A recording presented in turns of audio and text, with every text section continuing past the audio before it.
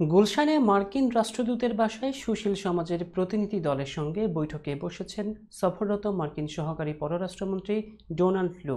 বৈঠকে গণমাধ্যম কর্মী, মানবাধিকার, শ্রমিক নেতা ও জলবায়ু কর্মীদের সঙ্গে বৈঠক করেন ডোনাল্ড লু। মঙ্গলবার দুপুরে এই বৈঠক শুরু হয়।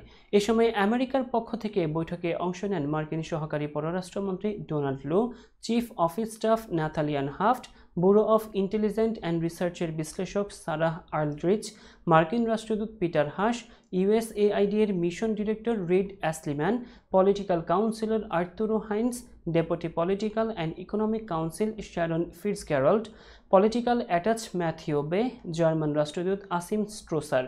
এছাড়াও বাংলাদেশের পক্ষ থেকে ডেইলি স্টারের সম্পাদক মাহফুজ আনাম, শ্রমিক নেত্রী কল্পনা আক্তার, শ্রমিক নেতা বাবুল আক্তার, জলবায়ু কর্মী সোহানুর রহমান এবং মানবাধিকার কর্মী নূর খান লিটন উপস্থিত ছিলেন। এছাড়া রাতে প্রধানমন্ত্রীর বেসরকারি শিল্প ও বিনিয়োগ বিষয়ক উপদেষ্টা সালমান এফ রহমানের বাসায় নৈশভোজে অংশ নেবেন ডোনাল্ড লু। দুদিনের সফরে মূল বৈঠক হবে পররাষ্ট্র সচিব মাসুদ বিন মোমেনের সঙ্গে। এছাড়া মঙ্গলবার মার্কিন দূতাবাসের কর্মকর্তাদের সঙ্গে বৈঠক ছাড়া সুশীল সমাজের সঙ্গে বসার কথা রয়েছে, যেখানে আলোচনা হতে পারে জলবায়ু পরিবর্তন, শ্রম অধিকার, বাণিজ্য ও বিনিয়োগ সহ অন্যান্য বিষয় নিয়ে।